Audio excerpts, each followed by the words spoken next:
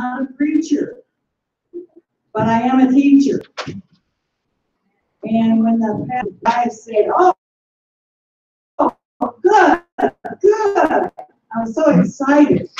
And right away, what to teach you about? It's about your words. You heard about that before? Yeah, you've been around me. The title of this message, What Do We Say? And I don't know if you know it or not, but usually we're getting what we're saying. Has anybody ever said, oh, I cannot do that? Oh, I can't ever remember anything. Oh, I'm getting so old, I can hardly walk. That's right. I am so weak. Well, Nehemiah tells us, and I didn't give you that scripture, but Nehemiah tells us, don't say that. Let the weak say, I'm strong. Well, that goes for everything else too, doesn't it? Well, back in the, let's see, my grandson, like, my old grandson? No? Well, anyway, almost. It's my daughter's son. Anyway, his name was Matthew, and he was born early. Well, lots of you had early babies born. It's kind of scary. And for this lady, I mean, they were all practically grown when they were born. My littlest one was 7'10". That's pretty big.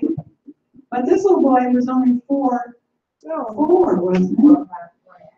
4 to 4.5 pounds. Well, after you're born, did you know you lose weight? Yeah, did yours do that? Okay, well, my husband was a preacher, and he had a tape that he had made. This one we use tapes. Okay, we had a little cassette, it was small, about that big, and it was on batteries. And this tape was one that my husband had said it was all scripture. And this baby was not doing well. So he made this tape with the scriptures, and we went and asked if it was an incubator, and we asked the nurse if we could keep it in the incubator. That was a cassette. And she said, yeah. And so we did. Well, almost immediately. Of course, my daughter yesterday told me one of the problems why he kept losing his temperature was they were putting a fan on. Called it we're hot. Yeah, they don't do stuff like that now. He was born in. So anyway, he started almost immediately doing better. He was holding his temperature. He was gaining a little weight. He was really doing good. And even the so he learned that word. Do you think that little baby 4 pounds could earn? Well, you wouldn't think so.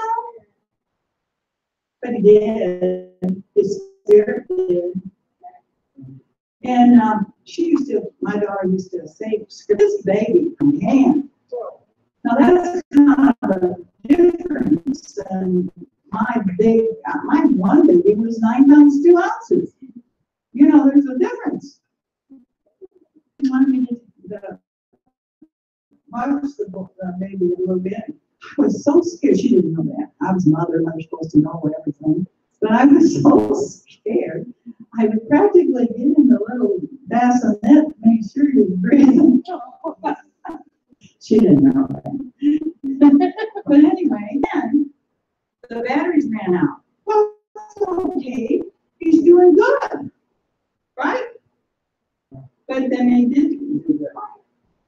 That showed us that Word of God actually has power in it to do what it says. And then my daughter told me, body was growing tall. Well, gosh, that kid was now, he's a father of 2 kids.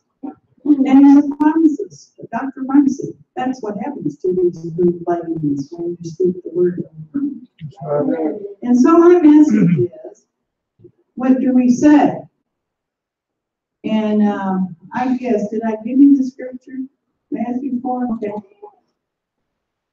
Does anybody know what that says? The devil's tempting our Lord Jesus. And he has just been on a fast. And he's hungry. He's a human being, guys. He had a human mother, even if he had God for his father, he still was, and he was hungry. And the devil said, oh no, the devil said to him before there, okay,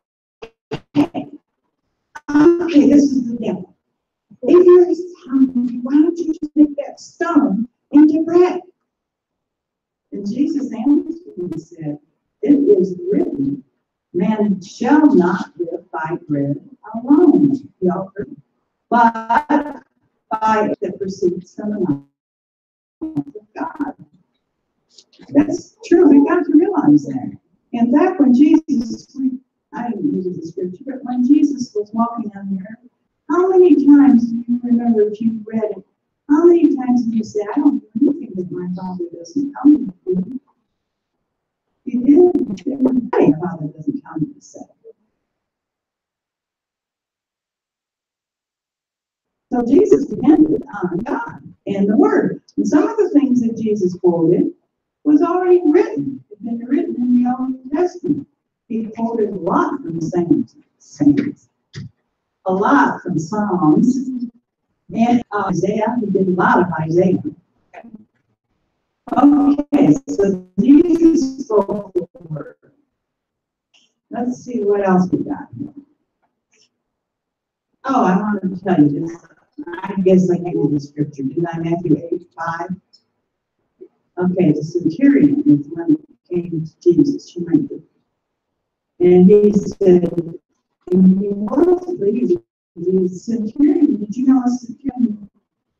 And he sang, as far as Jesus was concerned. He even called this one woman a dog because she wasn't a Jew. And she said, nevertheless, nevertheless, even the dogs get the crumbs under the table.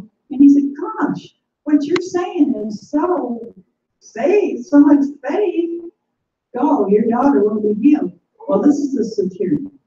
And he said, oh, please come pray for my servant. He's sick unto death. And Jesus, you can put more of that. Anyway, Jesus said, okay, I'll come to your house and get one. No, you can't come to my house. Lord, you know what a centurion is? He's a pretty big army. And he said, I have come and you have to come and come to go and you have to go. Speak the word only. Speak the word only. And my servant will be healed. He knew if Jesus just spoke the word. Do we all know that too? Do we all live that too? No. But we're starting to. We're going more. So anyway, he said to speak the word only. His servant was. The word is very, very important. Very important. All right. I got so many notes up here. Okay. Now Mark 4. Does anybody know that story? 4:22. So Jesus just came back to his own home. And this, it was,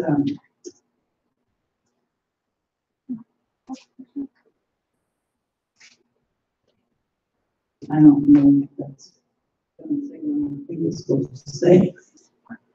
Anyway, he was going to his own home. He had a house. Did you know he had a house in Capernaum? He did. He tells it several times. And he was on the way, and this guy from the synagogue, he knew Jesus. He came and he begged him. He was strong with the Spirit, ill. And he begged Jesus to come. And Jesus said, I was way to the guy's house for his daughter. And this woman, now this woman wasn't even supposed to be in public because there was a law that a believing person should not be in public. And this woman had an issue of blood, which is, how long she had. I cannot remember. But anyway, and she spent all of her money. So she was poor too. People don't like poor people much. Did you know that? Well, they do. They thought there's something wrong with you. You're not doing that. You wouldn't be poor. They really thought that. Yeah, we should certainly. But anyway, she heard that touch Jesus' arm. You could be made whole.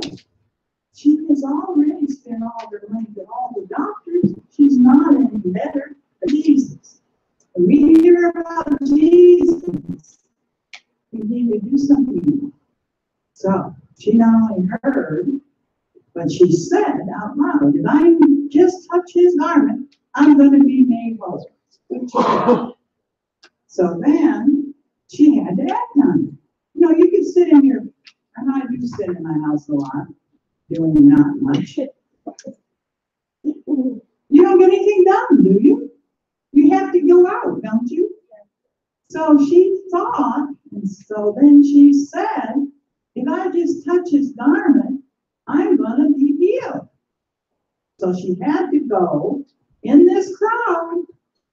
But have you ever seen a crowd? Have you been in a crowd before? You can't get through a crowd. I can see her thinking, how am I going to get to touch his garment? There are so many people. They don't even live here. Why don't they go home? I've said that.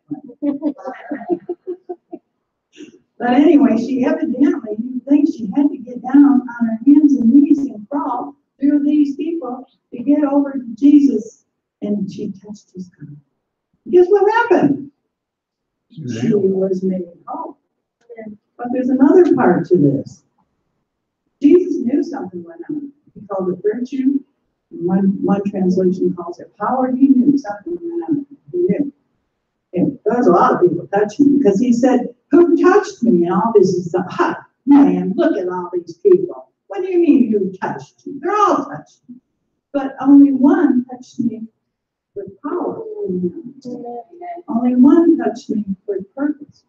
Well, knowing what happened, she didn't really want to have to tell. You know, she wanted to be anonymous. Does anybody want to be anonymous? She didn't want to tell, but who touched me, she knew she had to. But she said, and he said, your faith, because she believed, has made whole. And so she was made whole. Well, here is this real important guy from the synagogue. He was important. And Jesus took all this time with this woman. So Jesus started going back to the synagogue with the guy, and this man came from the synagogue. Oh, don't bother from his house. Don't bother the minister anymore. Your daughter has died. That's pretty bad news. Isn't that bad news? Yeah. Yes. And Jesus turned to him and said, don't be afraid. Only believe. So I get the impression from the word of God the guy kept his mouth shut. You know, he could have ranted and raved. He wouldn't know where to go this one time with this woman, and you should have come to mind. Now look what happened, my daughter's dead. Did he say that? He kept his mouth quiet. They get up there, and Jesus took his two favorite, I don't know the favorite, but they're close to him, disciples, and the mother and father. He yells into the house, and they're just wailing and crying. That's what they do when people die. Not now so much, but that's what they did back then. And he said, stop your wailing, stop your crying. She's not dead, she's only asleep. Did they believe him? So he made them all go out, even when I'm dead. And Jesus took a hold of the girl's hand and said, rise up, and she did. And then he said, well, feed her. She's 12 years old, she's hungry, she's probably been sick a while. You know how that is. So anyway, the thing is, this woman had 5 parts of her message, the woman that got healed. First, she had to hear. You have to hear the word. And second, she had to say. She said what was going to happen. Third, she had to do it, right? And the fourth thing was she received what she thought. And then she had to tell them. And I think I gave you that scripture, Revelations 12:11. Yes, you did. Revelations 12:11. And most of you know that scripture. It says that they overcome him. And who do you think? And the scripture had that tells you who him is. It's Satan, the devil. And they overcome him by the blood of the Lamb. Who's the Lamb? Jesus. Jesus. By his blood and by the word of their testimony. Okay? We have to testify. You ever heard of testifying? We used to have testifying meetings, didn't we? We did, years ago. Yeah. People get up and tell what God's done for them. You don't hear that much anymore. But we need to do that. You remember, and this is not in my notes, but you remember little David. You remember him? I love little David. He wasn't even old enough to go to the war. He was back taking care of the sheep, and his daddy told him to take some stuff up to the brothers who were in the war. And this big giant. Now, I understand this giant's pretty close to 9 feet tall. That's pretty big. Yeah. And he'd come out every morning. Send me out someone that I can fight. And if I defeat him, you'll be my servants. And if he defeats me, we'll be your servants.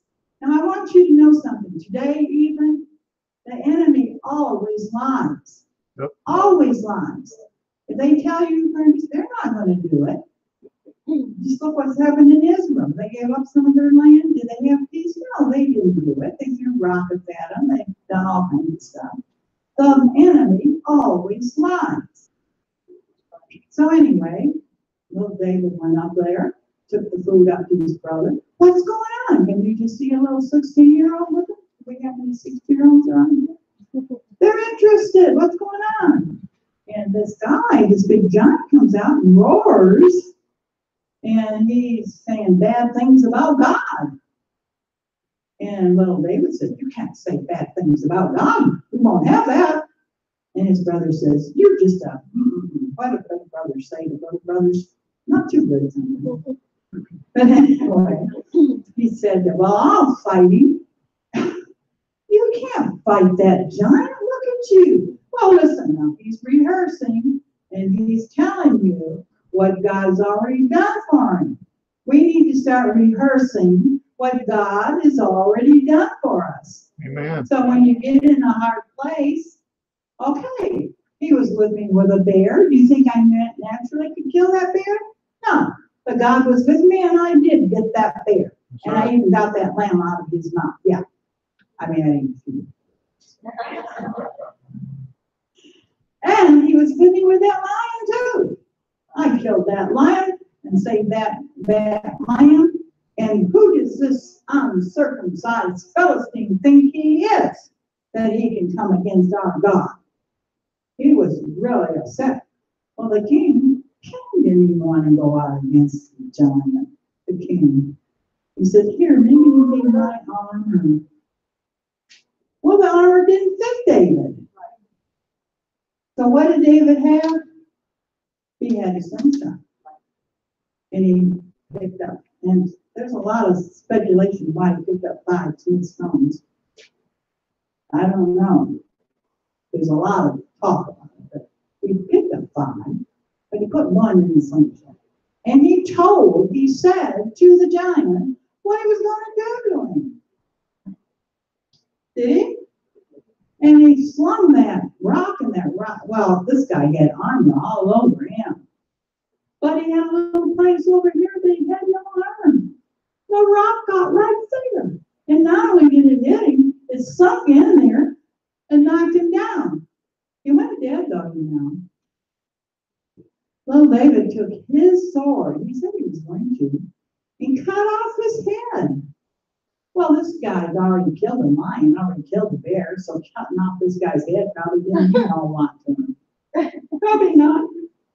But anyway, he did, and I'm not going to tell you what he did with the head. You have to read it. But he said it, and he rehearsed what he'd already done, right? I'm going to have success because I know if God was with me. I'm going to tell you a story, and you probably find it hard to believe. Probably. It was hard for me to believe. My daughter was going to college in McMurray at Abilene, and she needed her trailer taken in. And we tried. We lived out on West University, and we got as far as 1936, and something happened, and we had to stop and fix it.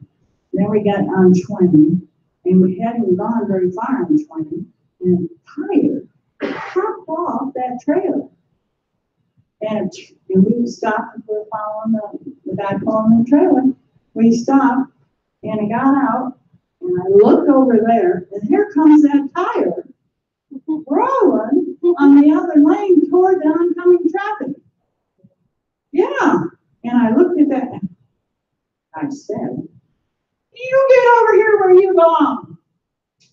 That tire turned, came down the median, and wedged right in where it came off. Now that gives me chills. Yeah. That tells you how powerful your words are, guys. Yeah.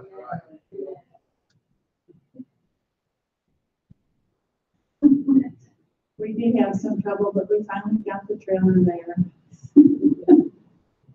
Finally, we even had to have a guy come out and weld it together, and then her grandfather came out and unloaded it. The problem was, if you're going to load a trailer, don't load it up as much as you can. Okay. Oh, here's my favorite scripture. My favorite, Myra usually used to come here. This is her favorite scripture. Mark 11. Oh gosh, I got a lot of time. Mark 11:22.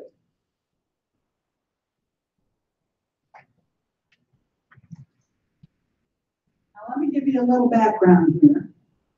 The day before, Jesus and his disciples were leaving where they were staying up in Bethlehem. But anyway, they were going to the temple. And as they were walking, Jesus looked over there and saw this fig tree. Well, the fig tree had leaves. And if it has leaves, it's supposed to have fruit. But it wasn't even the time. It shouldn't have even had leaves because it wasn't the time for it. But it had leaves. So Jesus walked over, no fruit. And then he said to that fig tree, "Never again will anybody eat fruit from you." Well, I guess you might call that God first.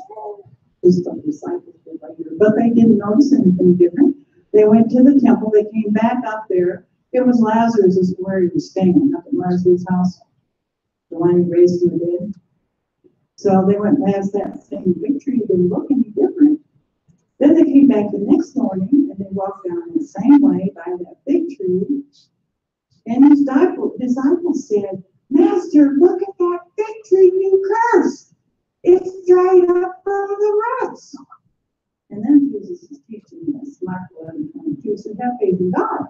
You speak the things, believe it's going to happen. And he said, "I say to you, whoever says to the mountain, well, the 22 actually says you have to die on your faith. And 23 said, for surely I say to you, whoever says to the mountain, be removed and be cast into the sea, does not doubt in his heart, but believes the things that he says are going to happen, he will have whatever he says. In verse 24, therefore I say to you, now this is the one that most of us have trouble. If we could ever get this one in our spirit, we'd find a lot more of our prayers answered. Therefore, I say to you, whatever things you ask when you pray, believe that you receive them, and you will have them. Well, most times, we think, when I see it, I'll believe it. But Jesus doesn't teach when you see it to believe it. He teaches, you've got to believe it first. That's right. that right? Come on. Kind of like I had a preacher years ago who used to preach. It's like standing up. Have you ever seen a potbelly stove? Have you ever seen it? You stand up at the stove and you say, give me some heat, I'll give you some wood. That doesn't work. You have to give it the wood before you get the heat. That's the same thing with you. You have to believe it before you see it. If you don't go, and I don't have that scripture, but if you go to Mark 11, the first chapter, it says that's what faith is. Faith has to believe is a real fact. What's not revealed to the senses. And then the next verse on that, Mark 11, 25 says, and whenever you stand praying, whoa, if you have anything against anybody, you have to forgive them. Well, you don't know what they did to me. Doesn't matter what you do. If we're going to have victory and we're going to receive our prayers answered, we got to forgive. That's right. And then it says that the reason we have to forgive is that our Father in heaven can forgive us. That says He can't forgive us if we have unforgiveness. It doesn't matter what they did, and sometimes they did some pretty bad things. But we have to be forgiving. That doesn't mean we have to make them your food and pray. That's right. You know what I'm talking about. But we're still going to forgive them. Because I would rather do what God wants me to do than hold these feelings. Okay, there we go. I don't know what this one says. Matthew 8. I didn't write down the scripture. What's Matthew 8 tell me? In 14th verse. Oh, that's the centurion. We already know about the centurion. Yeah, What's the 14th verse? you don't have it. I mean, you all got your Bibles there, and I can't open mine very well. Maybe she doesn't have it. Peter's mother-in-law was sick. What is it? Peter's mother-in-law was sick. Oh, guess what? She had a fever. Anybody know anything about fevers? Did you know God likes to heal fevers too? Did you know that? If you could just believe it, He wants to do it. And we have a scripture now that Jesus said, I think it's in the Old Testament, God said, I'm the God that heals you. He's the one that puts stuff on you. We do that a lot. We'll say a lot. People, not us. We all know. But people will say, well, God gave her that cancer to make her love Him more. No, He didn't. God does not give cancer to any of us. No, we may get it. And sometimes it's because of the way we live and what we eat, what we do. Sometimes it's ourselves. But most times, it's the enemy. And we blame or we claim that God did it. Did you know that even storms, God didn't do that? Why would Jesus stand up and tell it to be still? And He did. Right. If God did it, He would not have told it to be still. That's right. So you do have a story. I'm going to tell you another story. People don't like to believe this either. A lot of things that happen in our life, it's miraculous. It's just miraculous. It's just so out of this. It's hard to believe. But we were in Acapulco, and we were asked to come and preach with another minister. And usually when we went to preach with him, we slept on the floor or something like that. But this time, he had somebody from Mexico City that donated a condominium for us to stay in with a maid. She didn't speak any English, but she still was a maid. And we had a balcony, and my husband went out on the balcony and looked out there by the water, and here was this big storm coming. And he said, "You get out of here and drop in the sea." He did. He did. Well, before then, we heard a lot, oh, there was a big hurricane coming, it's going to get this, it's going to do that. No, it's not. So you guys could stand up. You can stand up, and you can rebuke the wind. You can reduce the tornado. You can do it. And we will do it. That's right. We're going to be the victorious church. you know what, you guys are gonna get out early. I'm not sure why. Okay, where'd Tony go? He's not close. Well, somebody has got to come, how about Lois? Lois is my Sunday school guy. Come on up and close for us.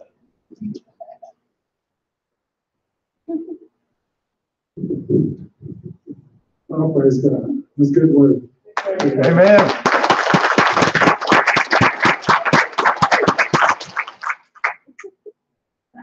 Oh, Father, we thank you for this word that you gave faith that it will be engrafted in our heart. And Father, we'll go forward and do your word because your word is true. And we have what we speak.